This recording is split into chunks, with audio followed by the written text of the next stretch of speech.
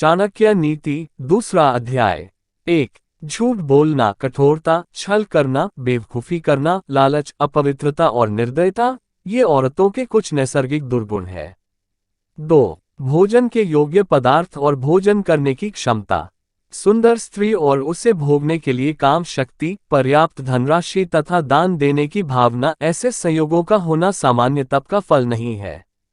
3। उस व्यक्ति ने धरती पर ही स्वर्ग को पा लिया। 1। जिसका पुत्र आज्ञाकारी है। 2। जिसकी पत्नी उसकी इच्छा के अनुरूप व्यवहार करती है। 3। जिसे अपने धन पर संतोष है।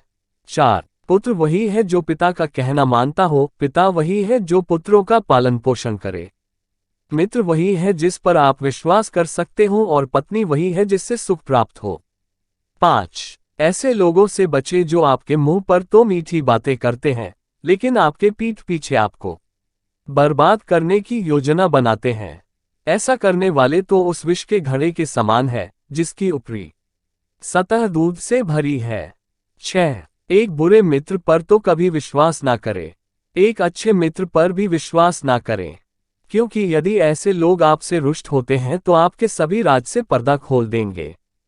7। मन में सोचे हुए कार्य को किसी के सामने प्रकट न करें, बल्कि मनन पूर्वक उसकी सुरक्षा करते हुए उसे कार्य में परिणत कर दें।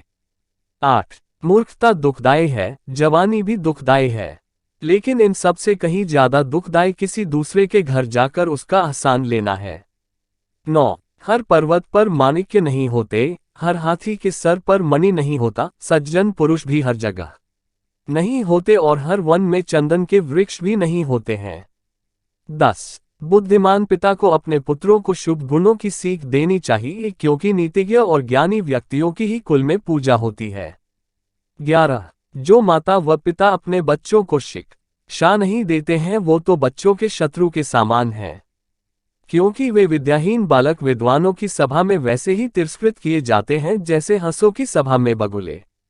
12। लाड प्यार से बच्चों में गलत आदतें ढलती हैं, उन्हें कड़ी शिक्षा देने से वे अच्छी आदतें सीखते हैं, इसलिए बच्चों को जरूरत पड़ने पर दंडित करें, ज्यादा लाड ना करें।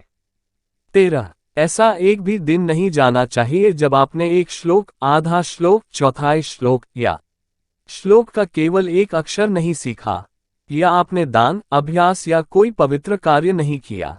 14। पत्नी का वियोग होना, आपने ही लोगों से बेइज्जत होना, बचा हुआ ऋण, दुष्ट राजा की सेवा करना, गरीबी एवं दरिद्रों की सभा, ये 6 बातें शरीर को बिना अग्नि के ही जला देती हैं। 15। नदी के किनारे वाले वृक्ष, दूसरे व्यक्ति के घर में जाने अथवा रहने वाली स्त्री एवं बिना मंत्रियों का राजा, ये सब निश्चय ही शीघ्र नष्ट हो जाते हैं। 16। एक ब्राह्मण का बल तेज और विद्या है, एक राजा का बल उसकी सेना में है, एक वैश्य का बल उसकी दौलत में है तथा एक शूद्र का बल उसकी सेवा परायणता में है।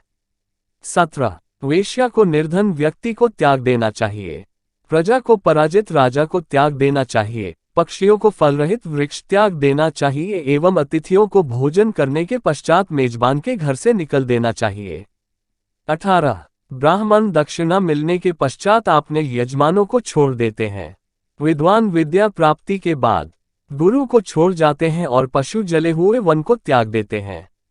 19। जो व्यक्ति दुराचारी, कुदृष्टि वाले एवं बुरे स्थान पर रहने वाले मनुष्य के साथ मित्रता करता है वह शीघ्र नष्ट हो जाता है।